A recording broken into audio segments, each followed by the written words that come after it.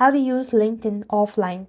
You can use LinkedIn offline by downloading the LinkedIn learning app to watch videos offline, or by preparing for an offline networking by researching contact and the connections beforehand.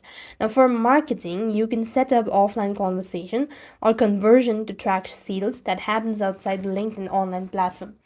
Now, what you need is download the LinkedIn Learning mobile app to download the courses and videos for offline viewing.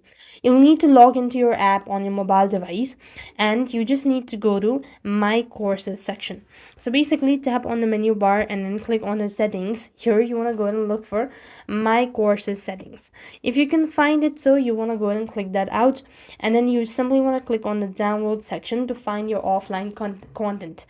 And for networking, you need to research the contacts before a meeting or look at the contact's LinkedIn profile to understand the professional background and past job as well. Now, you have to identify people your contact may know who could be good referral. You can then ask for a specific introduction instead of general or referral as well. So this way you'll be able to use LinkedIn offline. I hope the video was helpful.